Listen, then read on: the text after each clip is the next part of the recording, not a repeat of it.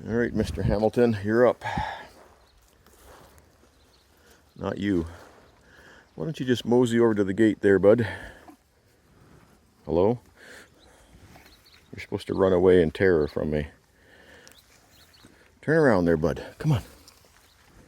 Turn around. You're heading out. Come on. Psst. Psst. Come on. Psst. Just want to get them separated a bit. There's the gate, bud. Out you go. Come on. Come on, let's go. Psst. You're going to work. Let's go. Come on. Psst.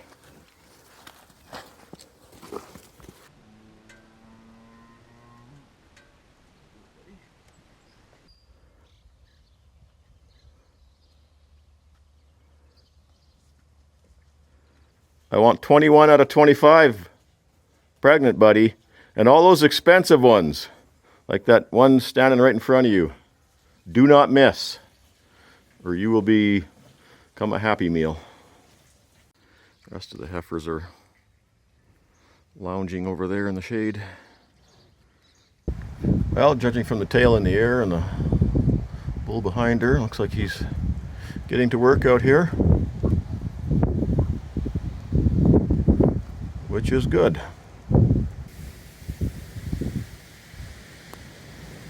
Other than the thistles, it's a pretty picture.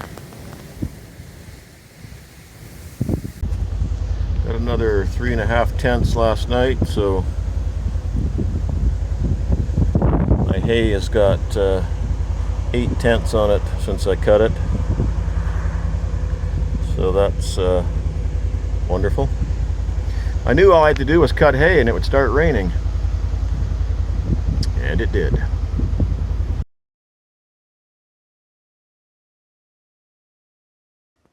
Well, boys, today is the day. You there, Chief? Today is the day. The long, long wait is over. You get to stop eating old hay and, well, you get some grass and something else. So, here we go, boys. We got two 2-year-olds, a 3-year-old and a 4-year-old going out. So plenty of bull power. A little too much bull power, but as long as the fighting isn't too bad, too much is better than not enough.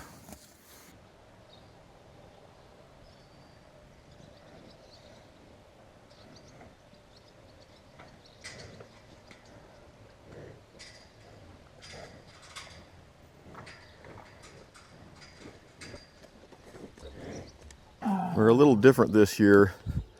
I brought the cows back to the home quarter for a second grazing because I'm trying to get grass to grow out on my hills there where it was dried out. And so they've actually chewed the home quarter off pretty bad because now I'm waiting for the neighbors to get their bulls out. That's where these guys are going to go. There's going to be cows on the other side of the fence. So they're supposed to take them out on the weekend, and today's Friday, and then we'll be moving everybody up to some real grass.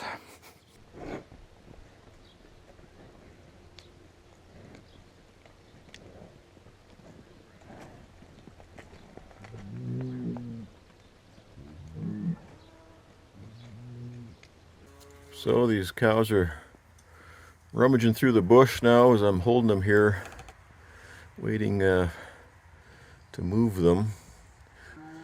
But I think it's going to work out pretty good. It was a good idea to bring them back here. This grass on this home quarter just hasn't been utilized. There's tons of grass when I bring them here in October, but it's been getting snowed under the last 2 years before they eat it. So on a dry year, we need all the grass.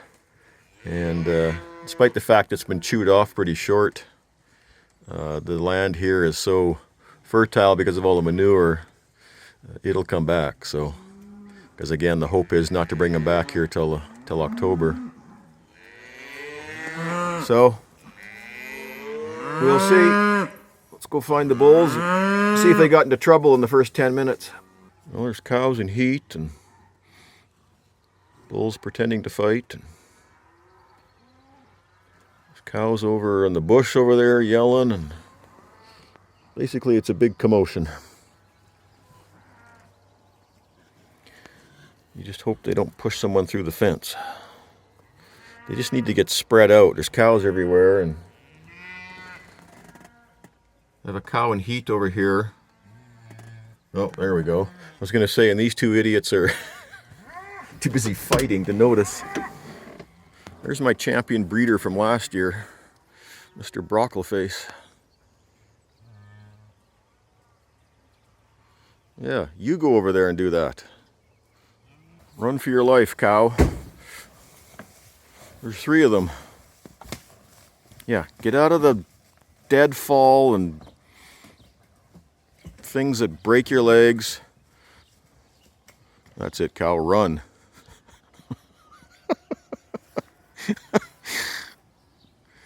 Oh my. 4 bulls chasing her. Like I said, I just hope they survive the first hour. That's the end of day 1.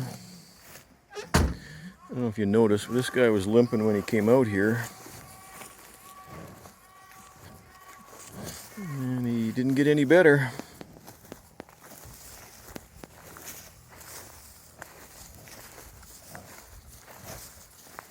So I'd say he's pretty much out of commission now. I don't think he was ever in commission. That's why we have 4.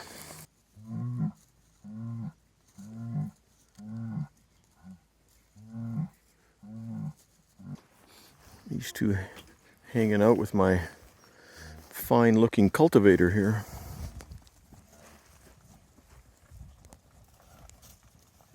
I think she's sick of you guys. Those are the 2 2-year-olds.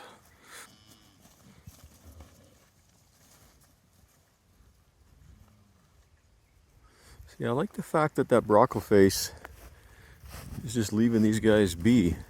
I think he could put the run on him if he wanted to, but now he's going to come over here, but he's out looking for someone else. So that's good. Anyway, looks like it's going to be these 3 doing the breeding for the first while, and we'll keep an eye on the other guy and see what happens with him. Well, I'm going to attempt to move these cows today. However, it's already warm out this morning, and they're all in the bush. So this might not be a good idea, but I'm going to try anyway. Yeah, this is not happening. I guess they're not hungry, because there's basically no calves out, and they're not moving. They won't come out of the shade, so yeah, forget it. They can stay here. Well, it's 6 o'clock in the morning, and these cows are kind of close to the corner where the gate is, so decided to try again. Much easier. I don't know that there aren't a few in the bush, but I don't think so. We've got everybody over there except this one lame cow. We've got her in there. She'll have lots of grass close to the water. She won't have to walk so far as she was over here.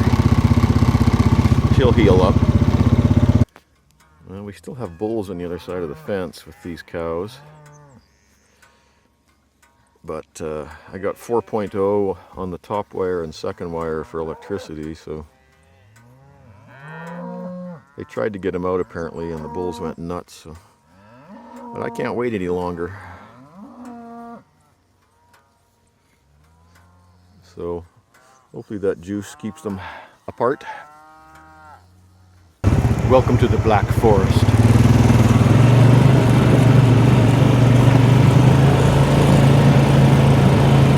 This quarter has about 60 acres of grass and 100 acres of bush. Some of it's heavy enough that there's no sunlight to the ground, so that's why we call it the Black Forest. Nothing grows under here. gotta follow this trail up and see if I got electricity up at the corner. All the wire, not all the wires, all the fences are juiced. Everywhere I graze, at least one wire is hot. Keeps them from sticking their head through the fence. It is a jungle. And then you get over here and you start to get a little bit of vegetation. Get up here and the trees are sparse enough that we get a little grass growing. This is the far corner of this corridor. It usually takes them about 3 weeks before they even come up here, but there is some grass here. And when you get to the far side, there's some nice views up here. Lots of nice views from here. This is where the elk like to live. You can see why. Apparently they like a nice view. So there's Gimpy. I was going to pull him out, but well, he's limping pretty good again now. Problem with pulling him out is that if he heals up and you put him back, they go to war with all the other bulls and wind up hurting himself again. So I'm just going to leave him out here and let him hobble around. If he does anything, he does anything. That's one of the 2-year-olds.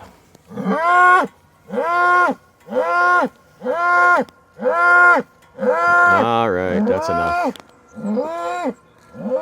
And let's go find the other two.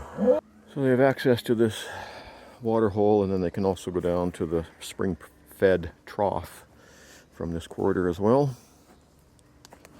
There's our 3-year-old. Not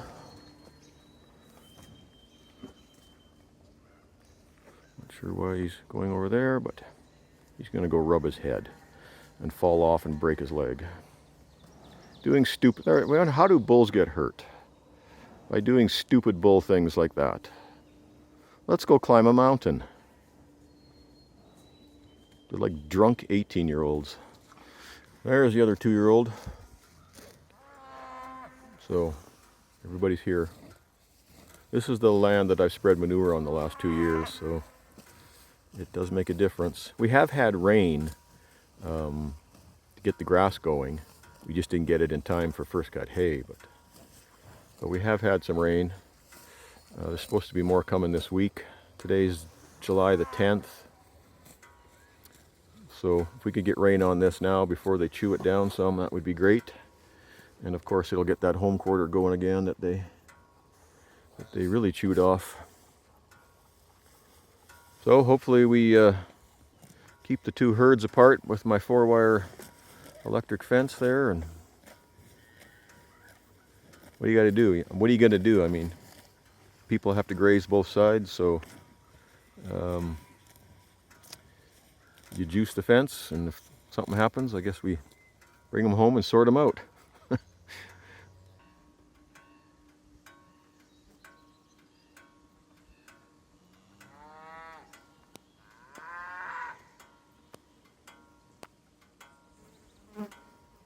That's a pretty sight.